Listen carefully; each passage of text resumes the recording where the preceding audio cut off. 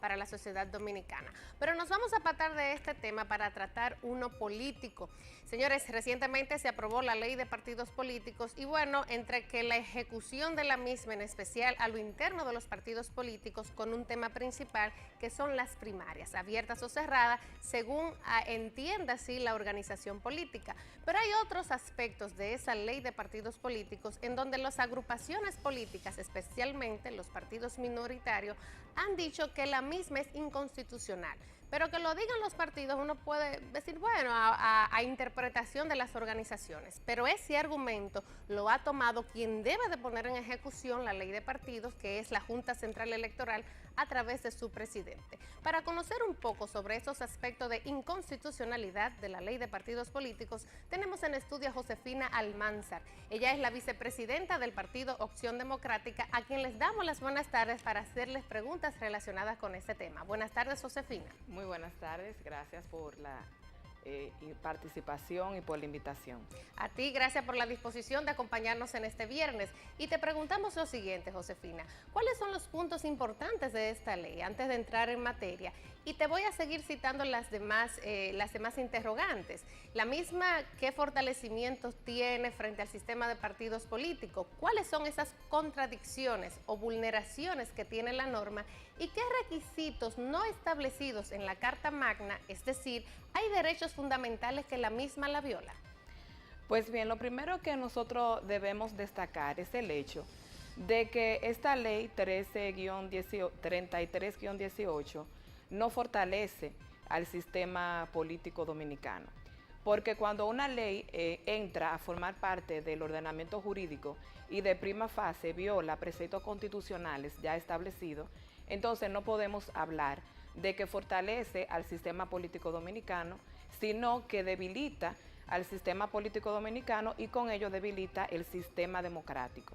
Por lo que la ley entra a formar parte de lo que es la antidemocracia. ¿En qué sentido? Primero vemos que la ley en sí misma, cuando nos presentan la ley, las definiciones siempre son positivas. Son positivas en el sentido de que en el marco teórico la ley es positiva, pero cuando nos adentramos al articulado de la ley encontramos las oscuridades, las ambigüedades y las contradicciones que ella encierra. Entiéndase como contradicción el hecho de que en un artículo se establece algo, se proclama algo, pero en ese mismo artículo se presenta la ambigüedad, se presenta la contrariedad. Dentro de esas incongruencias de la ley que nosotros hemos identificado, por ejemplo, nos encontramos con el artículo 43 en su parte capital. Ese artículo nos dice que las personas, los candidatos, las candidatas, tienen que irse a lo que es las primarias abiertas, ¿verdad? Pero al mismo tiempo tienen que hacer una pre-campaña a nivel cerrado, a nivel interno del partido. Entonces, hay una incongruencia entre lo que es la participación en las primarias abiertas y lo que es la participación en la pre-campaña como cerrada, lo que limita al candidato o a la candidata al momento de participar, porque por un lado tiene que concitar con el patrón de la Junta Central Electoral, pero por otro lado no puede tener contacto con sus votantes. Esa es una incongruencia. Otra de las incongruencias que hemos encontrado es el artículo 75 de la propia ley, cuando habla de la personalidad jurídica o el reconocimiento jurídico de los partidos políticos. Si vas a las elecciones y lo que sacas es un 1% de los votos, pues pierde el reconocimiento y la personalidad jurídica. Sin embargo, en la misma ley, en otro artículo que es el 61, nos habla de la distribución de los fondos. Es decir, que si ese partido político pierde el reconocimiento político, se le va a seguir, el Estado va a seguir suministrándoles recursos económicos, aunque haya tenido del 0.1 al 1% de los votos. Es decir, que ahí hay unas de las congruencias. Pero donde nosotros más podemos identificar la inconstitucionalidad de la ley es en la propia violación de los derechos fundamentales, de lo que llamamos derechos fundamentales. Nuestra Constitución ampara, consagra una amplia gama de derechos constitucionales que van desde el artículo 30 hasta el artículo 72. pero igualmente tiene preceptos constitucionales que son los principios de igualdad, los principios de razonabilidad, el principio de equidad. ¿Y qué nos encontramos en la ley? Para mencionar solamente 3 violaciones a los derechos fundamentales y los artículos que están establecidos en la misma. Nos encontramos, por ejemplo, con el artículo 44, inciso 6, numeral 6 y numeral 4 de esta ley, que nos habla sobre el hecho de que cuando una persona está candidateándose, un candidato, una candidata, no se puede hacer lo que se denomina campaña sucia. Es decir, no se puede hablar mal de un candidato, no se le puede decir nada negativo, ningún mensaje negativo, porque este mensaje negativo puede ser tipificado como un delito. Nos preguntamos, ¿qué pasa entonces en ese momento en el cual el candidato o la candidata se está postulando y se está presentando ante el pueblo? Y el pueblo tiene que saber quiénes son sus representantes. En ese momento, precisamente, es que el pueblo tiene el derecho a saber quién lo va a representar posteriormente. Entonces, ahí se viola francamente lo que es la libertad de expresión, lo que es la libertad de difusión del pensamiento, que no tiene nada que ver con lo que es difamación e injuria. Pero igualmente nos encontramos con otro artículo de la ley, que es el artículo 49 en su inciso 3, que habla sobre los candidatos y candidatas que no pueden postularse si están fuera de la militancia política. Es decir, si usted es un candidato independiente o una candidata independiente que en los momentos actuales dice que no quiere pertenecer a una estructura política, pero llegado el 2020 o el 2019, usted dice que tiene que ser protagonista en los cambios de la República y que usted se va a afiliar a un partido político. Usted no lo puede hacer, porque esta ley se lo prohíbe. Usted tiene que estar militando en un partido político para poder candidatearse. Entonces eso viola el derecho fundamental a la igualdad, pero también viola un derecho que está por encima de la Constitución, que es la Convención Interamericana de los Derechos Humanos en su artículo 16. Y si volvemos a la Constitución, el artículo 184, que nos habla sobre el Tribunal Constitucional y sus sentencias que son inapelables e irrevocables, el mismo Tribunal Constitucional en una sentencia número 531-15 nos dijo que los ciudadanos y las ciudadanas, aunque no pertenezcamos a una organización política, no seamos militantes, podemos participar en la política. Pero también nos vemos con el tema de las alianzas. La ley 33-18 prohíbe que los partidos minoritarios concursen en su primer periodo con alianzas.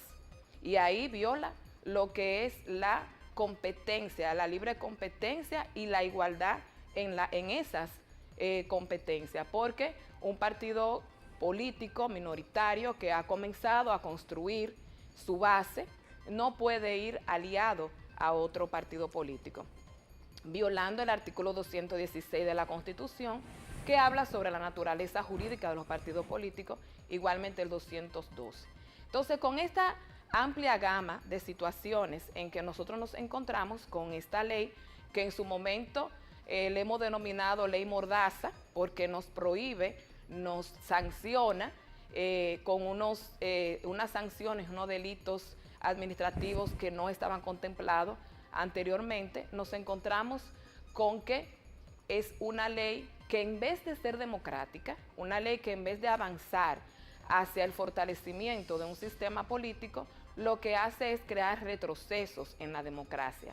O sea, se convierte en una ley totalmente antidemocrática, pero sobre todo violatoria de los bienes constitucionales que ya fueron consagrados en la Constitución del 2010.